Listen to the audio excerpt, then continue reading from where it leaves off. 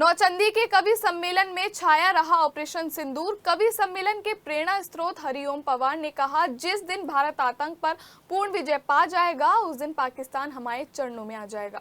वहीं नौचंदी मेले के पटेल मंडप में मुख्य अतिथि केंद्रीय कानून एवं संसदीय कार्य राज्य मंत्री स्वतंत्र प्रभार अर्जुन राम मेघवाल भी कवि के रूप में नजर आए। कवि अर्जुन राम मेघवाल ने कहा कि ऑपरेशन सिंदूर के जरिए मोदी ने मान बढ़ाया है। सेना ने शौर्य दिखाकर पाकिस्तान को सबक सिखाया है। 11 सालों में सेना कितनी मजबूत हुई है ये भी केंद्रीय कानून एवं संसदीय कार्य राज्य मंत्री स्वतंत्र प्रभार अर्जुन राम मेघवाल ने बताया है। कवि सम्मेलन के प्रेरणा स्रोत हरिओम पवार का पटका पहनाकर स्वागत किया गया।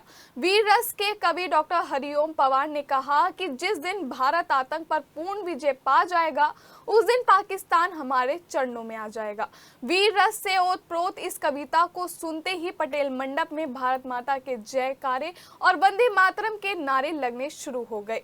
उधर कवि गाजेंद्र सोलंकी, डॉक्टर विष्णु सक्सेना, शशिकांत यादव सहित सभी कवियों ने अपनी कविताओं के जरिए पाकिस्तान पर हमला बोला और ऑपरेशन सिंदूर के जरिए सैनिकों की बहादुरी को सलाम किया।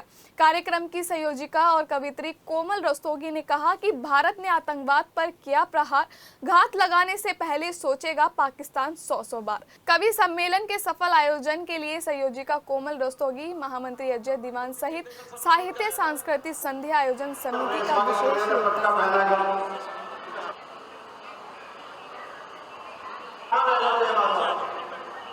मेरा निवेदन खड़े होंगे, हमारे सैनिकों के लिए ताली बजाइए। स्वतंत्र प्रभार एवं सब तालियों से स्वागत करें आदरणीय अर्जुन राम मेघवाल जी, जिन्होंने आधी सदी से ज्यादा हिंदुस्तान की सांसद रहे हैं। मैं आप सबकी ओर से उनका स्वागत करता हूं। हमारे सारे लोगों से मेरा आग्रह है कि पीछे कुर्सियां खाली पड़ी को हम प्रारंभ करने जा रहे हैं। हमारे माननीय कमल शर्मा जी कार्यक्रम में हार्दिक स्वागत करते हैं। बस इतनी आवाज है हमारी शब्दों की साधना भाव की आराधना साहित्यिक स्थान मिले ऐसा वरदान दो, कविता को रच और छंद का श्रृंगार करूं, गजलों से प्यार करूं ऐसा वरदान दो, पल पल पूज सिद्धदायिनी मशाल में वाणी और विद्या का तुम मुझे वरदान दो। कि जहां पिता ने स्वयं बाप से अपने पूत लड़ाए हो, जहां के वीरों की दुनिया में अनगिन वीर कथाएं हो, जहां की बहनें बांध के राखी रक्षा मांगे देश की, कि जहां की बहनें बांध के राखी रक्षा मांगे देश की, मेरे भैया रक्षा करना इस पवित्र देश की, जहां की माता है कहती हो दूध ना मेरा लगाना तू,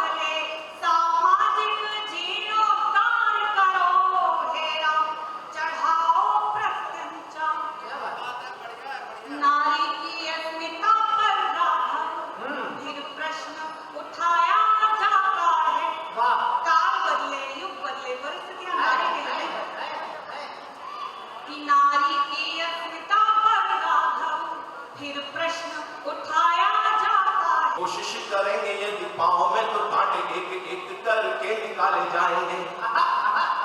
कि चुभने की कोशिश करेंगे यदि पाँव में तो कांटे एक एक करके निकाले जाएंगे।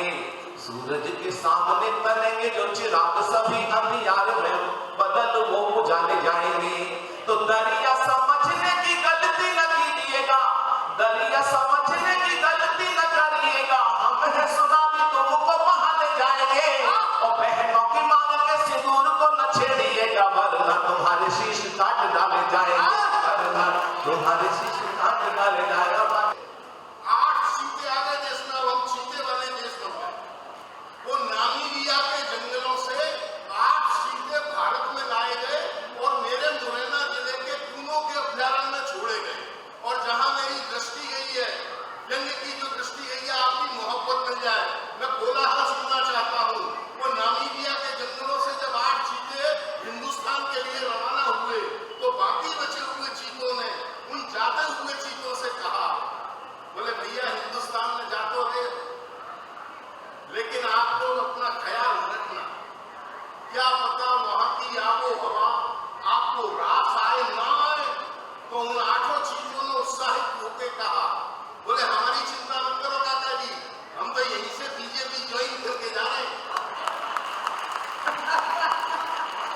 दिल बीमार सही हो वो दवाएं दे। मेरे बालों जैसे हमेशा मेरी इज्जत रखते वैसे रखिए। दिल बीमार सही हो वो दवाएं दे। मैं सब पे प्यार लुटाऊं वो दुआएं दे। ऐ मेरे रब मैं सांस सांस में महक जाऊं। ऐ मेरे रब मैं सांस सांस में महक जाऊं। मेरी आवाज की खुशबू को हवाएं दे। बहुत बहुत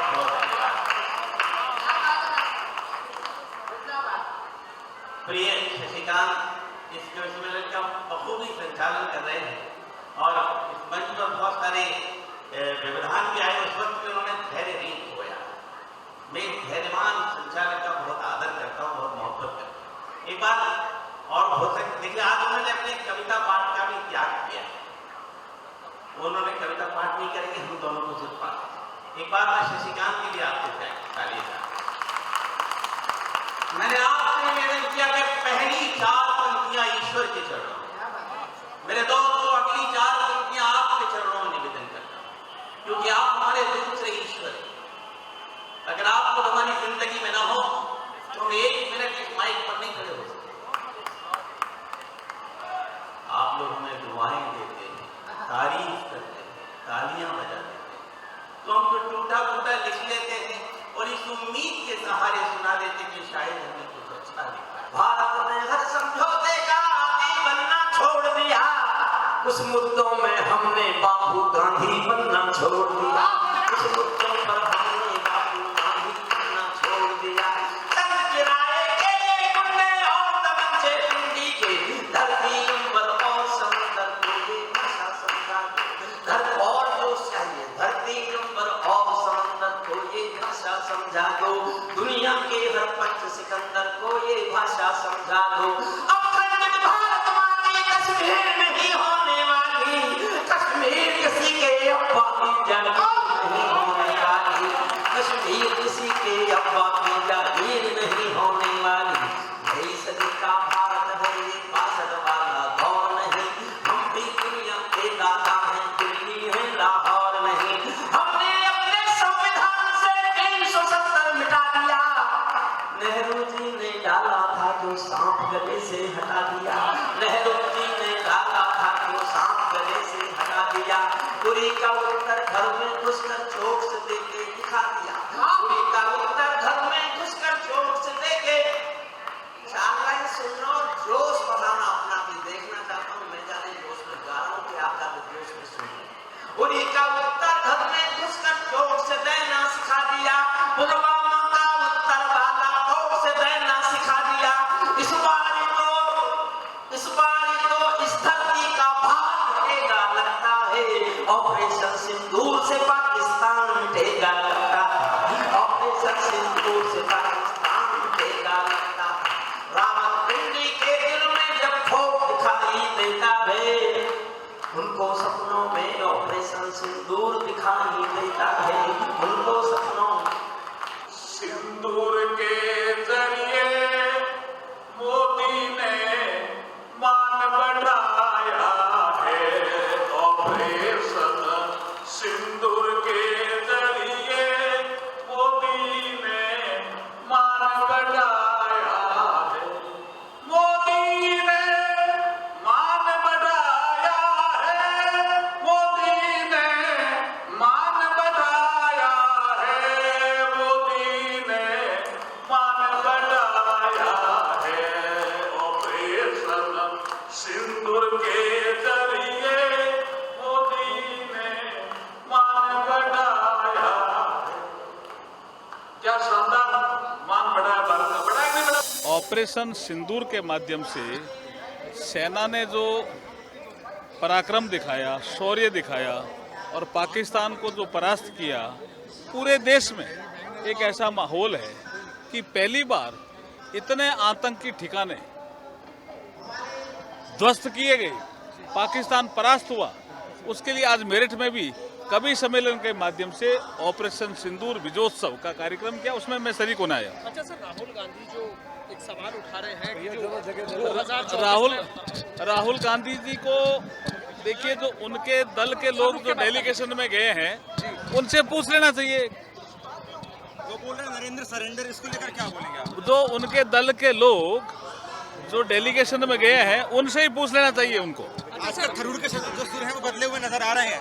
नहीं, और भी लोग गए हैं दल, ऐसा नहीं है। थरूर के सुर बदले हुए नहीं, सभी दलों के लोग गए हैं, और भी गए हैं। अच्छा सर, राहुल गांधी ने जो एक बात कही है महाराष्ट्र चुनाव को लेकर, उसके उस पर सवाल उठाए हैं कि बिहार में भी ऐसा हो सकता है। देखिए वो झूठ बोल रहे हैं। चुनाव आयोग ने उनका जवाब दिया है।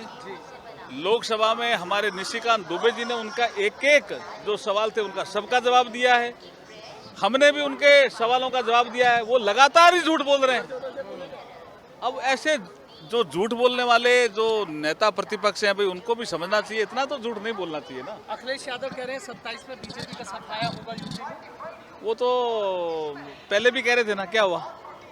2017 में भी कह रहे थे, 22 में भी कह रहे थे, और 27 में जिस तरह से मोदी जी के विजन के आधार पर योगी जी ने यूपी में काम किया है, 27 में भारी बहुमत से भाजपा जीतेगी। सोशल साइट में सब गड्ढमड्ढ हो गया।